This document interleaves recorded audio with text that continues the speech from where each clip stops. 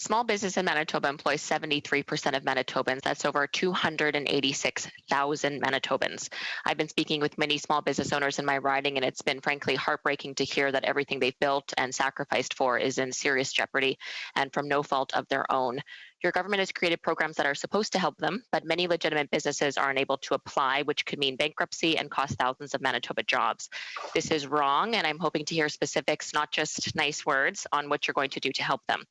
So there's three issues regarding access to the $40,000 CEBA loan. First, businesses that recently incorporated, for example, in late 2019, are unable to apply their entire 2019 payroll, and as a result, many are falling short of the $20,000 payroll threshold required to qualify for this loan. Second, many businesses contract their employees rather than have them on payroll. They're also unable to qualify for this loan.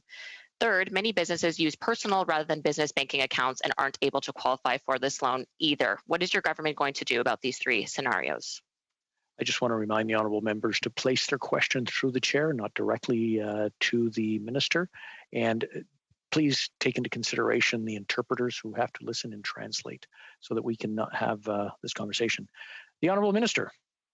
Thank you, Mr. Speaker, and I want to thank the honourable member for that question. And right from the very beginning, we've always said that we will listen to and we will work to make sure that measures go out to help our Canadian small businesses. She's absolutely right. 98% of all our businesses are small businesses in this country, so they absolutely contribute enormously to our communities and our job creators. And that is why we have put out significant measures for the Canada Emergency Business Account. Over 550,000 small businesses have been approved and are getting that support. But I absolutely acknowledge that there is more work to do, and I can assure the honourable member, that we will continue to do this work so that all businesses are supported, whether it is helping keep your employees together, helping with rent support, helping to keep your businesses' expenses low, and of course to help with that capital that is needed so that they can pay their operating expenses and their bills through this difficult time. Thank you, Mr. Speaker. Thank you, Mr. Chair. I didn't hear any answers from the minister's remarks, unfortunately, but moving on. There's two issues regarding the 50% commercial rent assistance subsidy where landlords pay 25%, the government pays 50%, and the tenant is responsible for 25%. First, many small landlords are unable to take a 25% hit to their income and are unable to provide the subsidy to their tenants. Second, with the 70% decline in revenue threshold for small businesses to even be eligible for the rent assist, many restaurants are at 65%, 67% decline. They desperately need this subsidy but aren't able to qualify. This is not about problems with the program details. What is the government planning to do to streamline this program for small businesses that can access but desperately need the rent subsidy? The Honourable Minister. Mr. Speaker, as a Minister of Official Languages, I just wanted to raise the fact that interpretation is very complicated right now. And in order to make sure that we can continue to uphold bilingualism within the House, I would just love if my colleagues could just make sure that the pace is down a bit. Donc, ça aiderait beaucoup le travail de nos interprètes. That would help for our interpreters who are working so hard.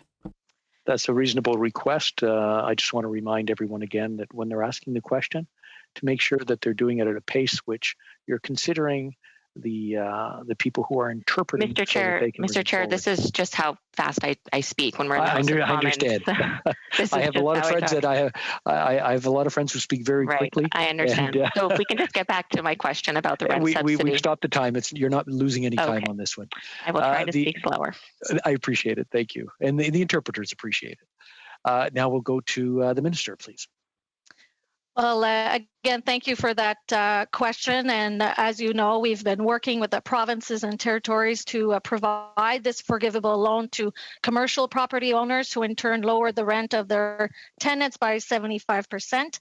And we will continue to monitor how this program is delivered as we announced it last week, and it will be offered pretty soon. So it will be very important that we understand what happens across the country, and we will monitor and adapt the program as we Mr. Chair, this has been in the media quite a bit, that this rent subsidy is not helping many small business owners. This is falling short of everything that was announced. So I think it needs to be taken a bit more seriously than that. There's two issues regarding the 75% wage subsidy. First, employers who pay themselves and their employees dividends rather than wages, they are unable to qualify. Second, there is also a 30% threshold of revenue decline needed in order to apply.